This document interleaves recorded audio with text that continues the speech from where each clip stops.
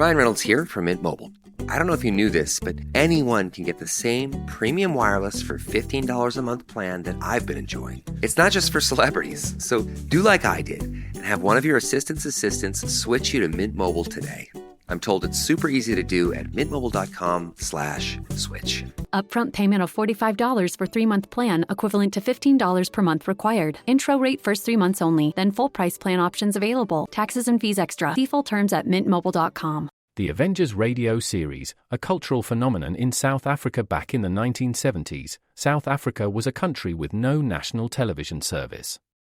It wasn't until 1976 that the country would get its first taste of television broadcasts. But before that, radio was the primary medium of entertainment and information for the masses. This was the context when The Avengers, a British spy-fi series, made its debut on South African radio and became a cultural phenomenon. The Avengers was a British television series that originally aired from 1961 to 1969. The show revolved around the adventures of John Steed, a suave and sophisticated secret agent, and his various female associates. The series was a unique blend of traditional spy thriller elements with science fiction and fantasy, which set it apart from other shows of its time. While the series was hugely popular in the UK and had also made a significant impact in the American markets, being one of the rare British series given a network transmission slot, it was virtually unknown in South Africa. This was primarily due to the lack of a national television service in the country until 1976. However, as a film series, The Avengers was able to gain some exposure in South Africa through film rentals. But it was the launch of the radio series that truly brought The Avengers to the masses in South Africa. Come and listen at www.myclassicradio.net.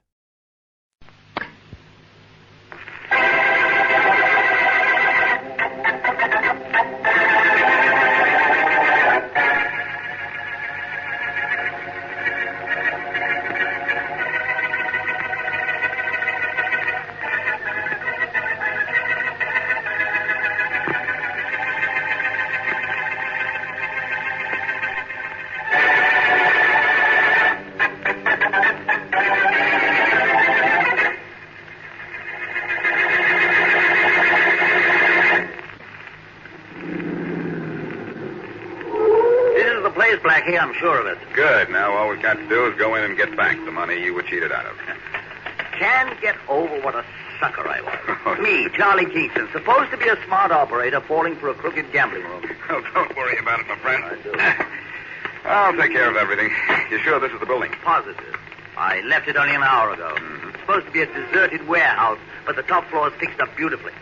It kind of took you beautifully, didn't it? Well, what do we have to do, walk up 4 flights? Well, there's an elevator right inside the door. Well, let's go.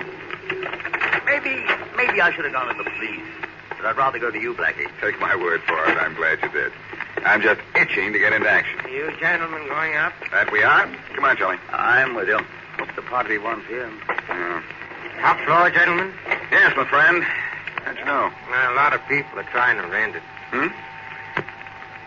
I'm sure you'll like it. I don't get this, Charlie. I don't either. Here we are, gentlemen, top floor. Take a look around. What is this? Take a look around at what? I don't understand. Charlie, are you sure this is the right building? Positive, and I don't understand it either. Well, who could? An hour ago, you claimed this was a lavishly furnished gambling layout. Yes. All I see is a lot of cobwebs, broken windows, and dust. I don't know what... And it couldn't have been changed in an hour. I'll gamble on that.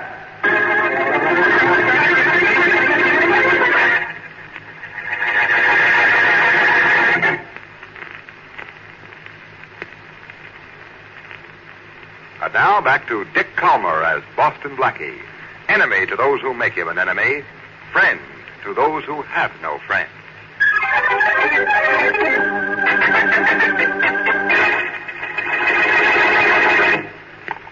I've searched this room from top to bottom, Charlie. Not a sign of a trick ceiling or walls anywhere. But I tell you, Blackie, when I was here an hour ago, this was a swank gambling den.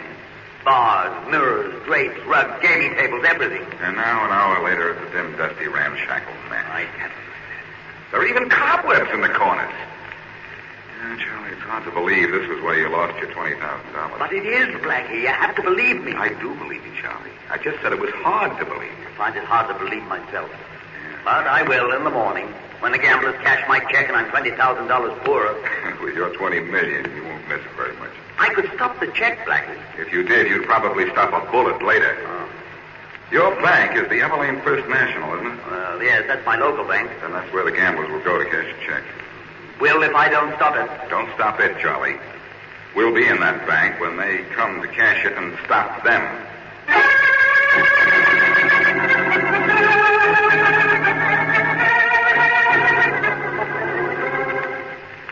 Hey, Mr. Douglas, let me see that Kingston check, huh? What for, Arnie? Well, Just a check? that's a check for $20,000. Or what? That's a better figure than the one of Venus de Silo. I know why I put up with you, Arnie. You have an unconscious sense of humor. What's unconscious about it, Mr. Douglas? You, for the most part. Here's Kingston's check. Thanks. Hey, ain't this nice, huh? It's going to be a lot nicer after we leave it in the bank this morning.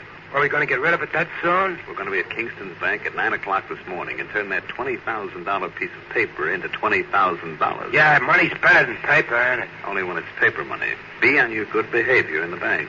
Oh, for $20,000, I'll be an angel. Wings, robes, harp, and everything. Not kidding. What do you want me to behave, Mr. Douglas? Not just anybody cashes a check for $20,000, Arnie. Now, unless we look like a pair of respectable businessmen, this check may draw a blank.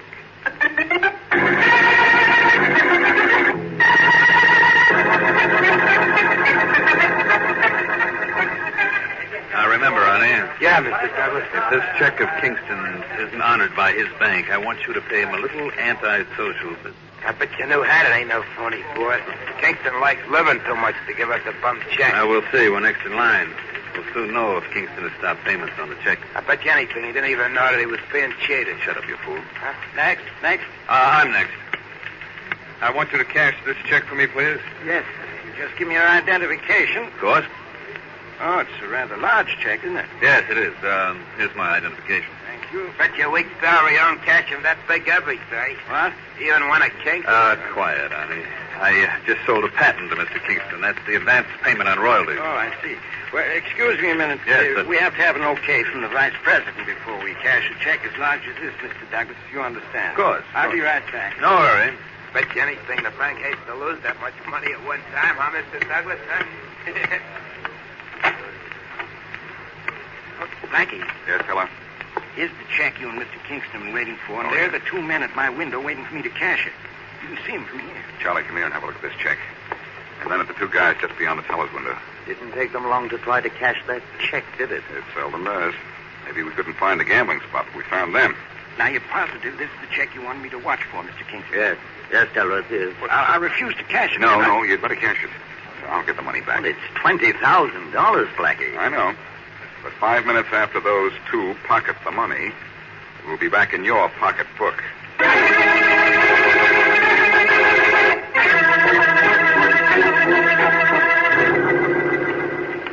But you were surprised when they cashed their check with no holler, huh, Mr. Douglas? Someday you're going to make one bet too many, Arnie. Why? Hey, why did you park the car so far away from the bank? It ain't far away. It's just past the alleyway here. We ain't 50 feet from the bank. We're 50 feet too many. You don't seem to realize that I'm carrying $20,000 with me. Oh, I ain't forgetting that, Mr. Douglas. Be sure you I don't. want to talk to you about that $20,000 and something else when we get back to the joint. You'll get your regular percentage. Don't worry. Neither one of you will get anything. Douglas, who is this guy? No. This is Stick Up? Oh, I don't think so. Boston Blackie. What do you want, Blackie? The $20,000 you swindled from my friend Charlie Kingston. Jump him, Arnie. The two of us can handle it. Oh, yeah?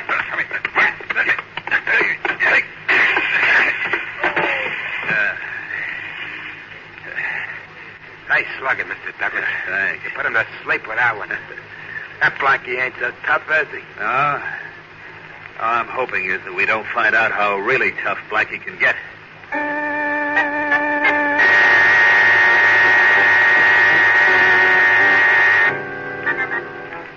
Here you are, Arnie. Yeah. Your percentage of the $20,000 we took from Kingston. $5,000. Okay, Mr. Douglas, but from now on, I want exactly half. Hmm? We go 50-50. Aren't you gaining a little too much stature for a growing boy, Arnie? I bet you ain't going to refuse to cut me in as a full partner, Mr. Douglas. You and your bets. Why not? Oh, no, I figured out this joint of ours and how to keep her hidden, how to make it disappear when we don't want nobody to find it. Ain't that true? It was the one brilliant idea you've had in all the years you've worked for me, Arnie. Yeah, maybe so, but it's such a hot one that I figured that I ain't working for you no more. Mm-hmm. And I helped you knock out Blackie, didn't I? Yeah. We're partners. 50-50, see? We are. Yeah. Why would you find anybody else who can come up with a way to make a swacky gambling joint turn into a deserted floor? Genius, Arnie. And I'll bet my life you figure it's worth cutting me in as a partner, ain't it? Arnie, you just did bet your life, and you lost. Hey, no, boss, no.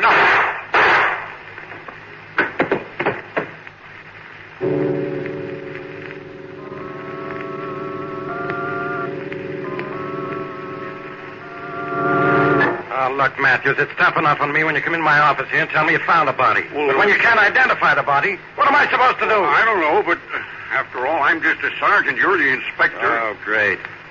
Sorry, Inspector Faraday. We just found a body in a ditch. The identification had been removed. And there's no record on him, fingerprints or anything. Yeah, that's what I like. The simple things in life. Now, who's that? Might be the commissioner, sir. When he heard we'd found a body, he said he was coming down to talk to you. All right, tell him to come in. Get me my aspirin and earplugs, will you? Yes, sir. Yes, sir. Come in, Commissioner. Well, I'm not a commissioner, but I'll Oh, come in no. anyhow, if it's all right with everybody. Oh, no, Blackie, not you. Quick, Matthews, the earplugs. Yes, sir. Never mind the Matthews. I have some information to plug up the holes in this murder case you kids are working on. How do you even know we're on a case? I heard on my radio a description of a man who'd just been murdered. And I know who the man is. I mean, was.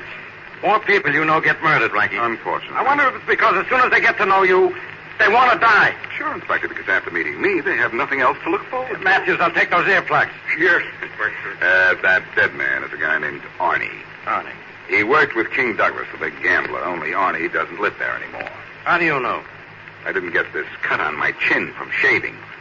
Arnie and Douglas teamed up to give it to me, only since then, apparently Arnie's been blasted off the team. How do you know about them? My pal Charlie Kingston was taken for $20,000 by the two of them in the most amazing gambling place I've ever heard of.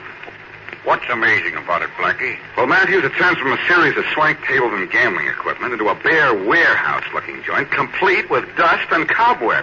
Dust and cobwebs. And did it in about an hour's time last night. Are you crazy? No, Faraday, but I'm going to be if I can't find out what makes that gambling den disappear and where it goes. Disappear where it goes. I promised Kingston I'd get his $20,000 back, too. You once promised me you wouldn't bother me, but here you are. I only came in to tell you who your corpse was before you had the bullets removed from him. Yeah. And now you take the lead out of the guy, and I'll take it out of my shoes.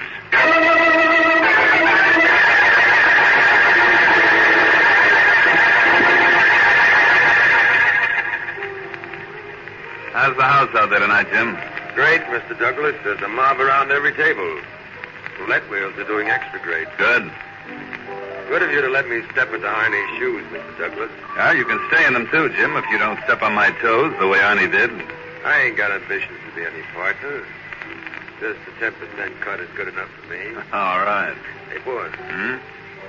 come here to the window. What do you see down there? Boston Blackie's coming into the building. Just as he did last night with Charlie Kingston. Want I should go down there and have him stop? No, let him come on up. But, Mr. Douglas... I said let him come on up. But you don't want nobody to find this place. Blackie was here last night, wasn't he? Yeah, Henry, the elevator man, said Kingston came back in about an hour, and Blackie was with him. Did Blackie find us then? No. Well, how will he have any better luck finding us tonight? Yes, you will. We're here, Jim, but we can't be found. Here, but we can't be seen. Yes, you're right. Clever, aren't we, Jim?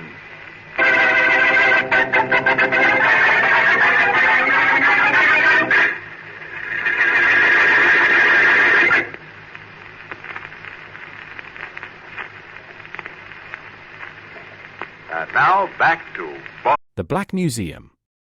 Horror and mystery based on Scotland Yard's collection, Orson Welles was both host and narrator for stories of horror and mystery based on Scotland Yard's collection of murder weapons and various ordinary objects once associated with historical true crime cases.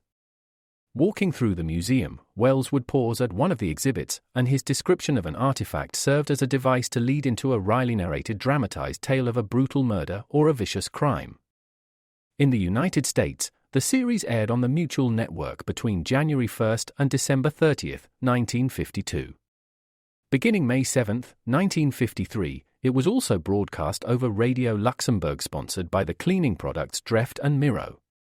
Since the BBC carried no commercials, Radio Luxembourg aired sponsored programs at night to England. In the United States, a program of similar scope, using many of the same picked cases as the Black Museum and nearly mirroring its broadcast run, was broadcast by NBC, called Whitehall 1212.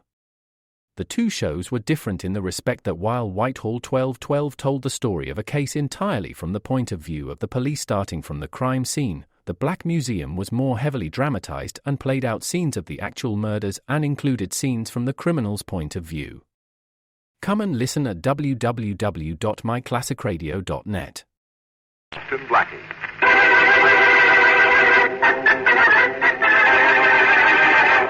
Wealthy Charlie Kingston takes his friend Boston Blackie to a gambling joint on the top floor of the fourth-story building, where an hour before, Kingston lost $20,000 on crooked roulette wheels. The floor, however, having been occupied in years.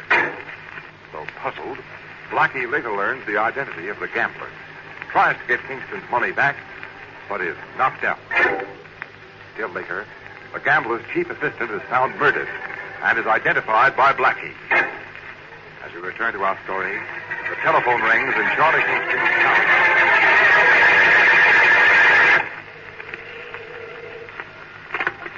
Hello?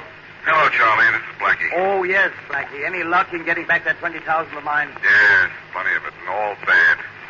I went back to that building just now, Charlie. And? And after looking all over the fourth floor, I looked at the other buildings on the block. Yes? All nothing. I know I took you to the right floor and the right building, Blackie. You have to believe me. I do believe you, Charlie. But according to what I found, the gambling den disappeared in an hour, and I can't believe that myself. Oh. Who took you to that place last night? A rather odd character named Harry Blaine. You know where he lives?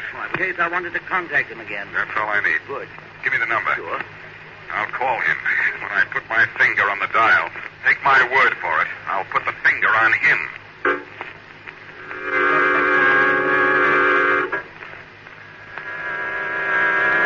Throwing lamps at night, Harry. Catch this. Will.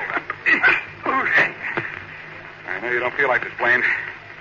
But do you want to talk to me now or to a doctor later? Who sent you here, Blackie? Never mind who sent me here. Gambling house, or you'll be taken to the morgue. Better go with the hospital. What about it? What if I take you there? Pick you up off the floor, dust you off, and we'll be friends. And if I don't? I can take just so much stalling, and you can take just so much kicking around. Now, figure it out for yourself. Give me a couple of minutes to get washed up. Sure. All I really wanted is for you to come clean.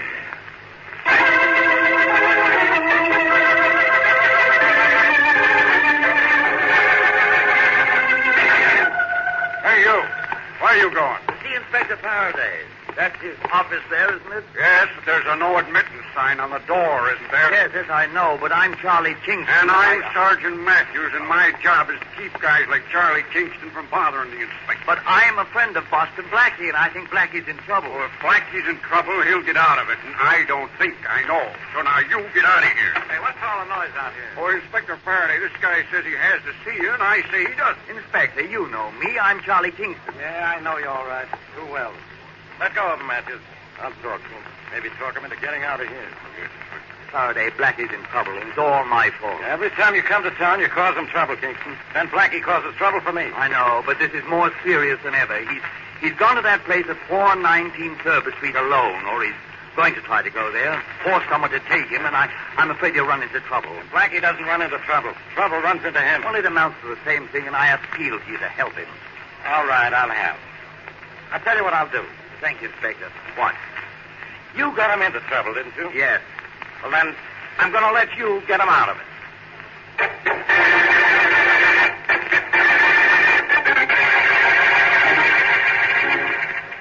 How many floors do we have to climb, Blaine? Well, And why isn't the elevator running? well, Henry isn't on duty, I guess. This is the top floor. You sure? Don't think I like walking all the way up. After the beating you gave me, do you? No, but I've been thinking maybe you want me to walk, so I'll be too tired to take care of myself when we get into the place. I don't think there's anyone there yet. Well, here we are. Okay, open the door. Okay. And it better be the gambling joint, too. It is. Last time I was here, it wasn't anything but an empty floor. A floor that hadn't been used for years. Well, open the door, will you? I have to open it with a key. Well, hurry up. Okay. If I don't see what I expect to see, you'll be seeing things through black eyes. I said I'd bring you here, didn't I? Yes, but I've been here twice before, and there was nothing but an empty, deserted loft. Well, take a look at this. What? Hey, it's a gambling layout just the way Charlie described it. Let's go in. Look around. Look around. I'm facing it. Oh, no, you're not. Staying right here. Now, show me this place.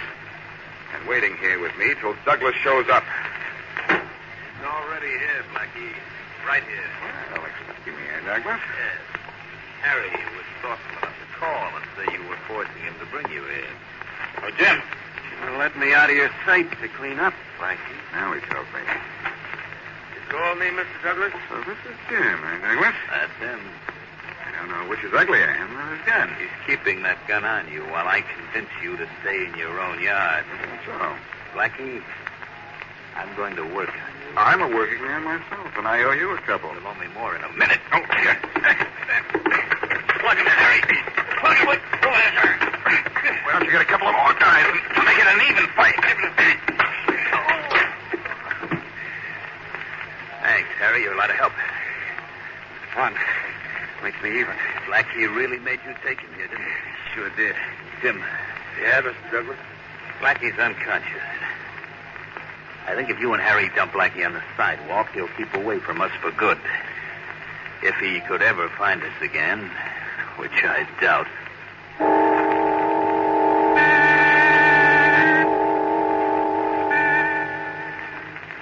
Blackie, wake up. What? Wake up. Huh? Snap out of it. Don't you know it's against the law to sweep on the sidewalk? Oh, hello, Faraday. Let me help you up. Okay. What am I doing here? Who knows? Your friend Kingston was afraid you'd get in trouble. So I thought I'd better come and give you a hand. You can give me a head. A new one. The one I'm using now feels sort of swollen. Use your other one. It's got to be an improvement. Oh, What happened? Well, I found Douglas' gambling spot in the building here. But Douglas and his pals found my weak spot and tossed me out. The joint is in this building? Yeah. Where?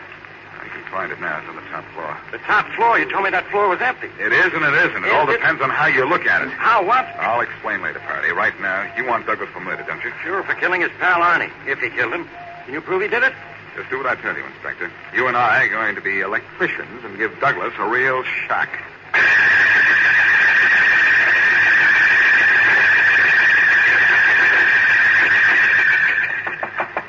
Come in. Mr. Douglas, there's a couple of electricians here to fix the lights. How do we know we've been having trouble, Jim? They say there's trouble in the whole block, and they've been looking for the causes for an hour. For a short or something. We've got to look everywhere. Well, I sure hope they find it. The magnets on our roulette wheels won't work. The trouble with the electricity. Tell them to come in. Yes, sir. Okay, you guys, you can come in. You right, Tom. Let's look for this short in this office here first, eh? Yeah, it's always hard to find the trouble in a building as old as this. The wiring span. Hey, mister, this switch here controls the lights? Yes. Well, let's get to work. Yeah, okay. Got a screwdriver, Tom? No.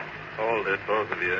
Something phony here. Jim, your gun. I got it, boss, right in my hand. Two electricians without a screwdriver. I better take a little look at you fellas. Had an idea one of you was Boston Blackie. I know the other guy, boss. He's a homicide man. Faraday. Well, let him have it now. Now we'll hand it the light switch. Duck, Faraday. Good work, Blackie. Get Douglas. Jim. Take care, Douglas. How you doing, Faraday? Much better than I did as an electrician. I'm doing the same, currently.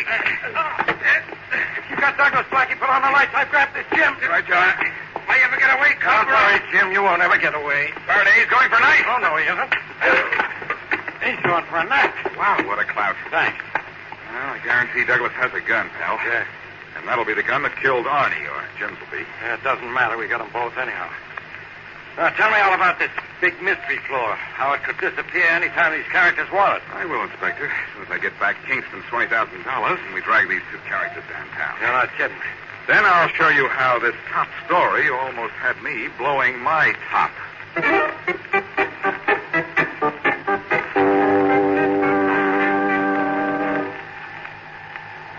Okay, Blackie, we're back again. Yep.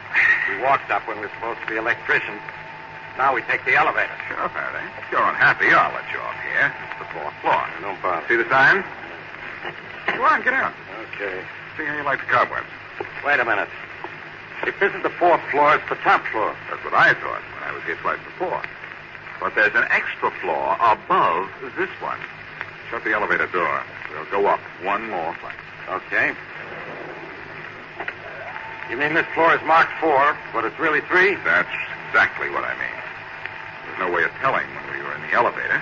And Henry, the man that ran this car, was just announced that it was the top floor. When he opened the door, we just left. How do you like that? Oh, I like it fine. Come on, Inspector. Let's take a look at that lovely layout Douglas had. You're sure this is the top floor? Naturally. This is the gambling place. Take a look, genius. What do you see? Well, nothing. Even less. There isn't a piece of gambling equipment here. There's absolutely nothing but 4 walls. You don't say. But this has to be the place where we grabbed Douglas and Jim 2 hours ago, Faraday. It has to be. Got your stop, Blackie? Well, of course it has. We're in the right building. It's definitely the top floor. I can even see the skylight. But it can't be. This place was full of gambling equipment when we left here 2 hours ago. What's so funny? I had all the stuff removed, stupid. We got it in a police warehouse by now. Well, certainly glad of that. And I'm glad this ends the mystery of the 4 floors that almost floored me.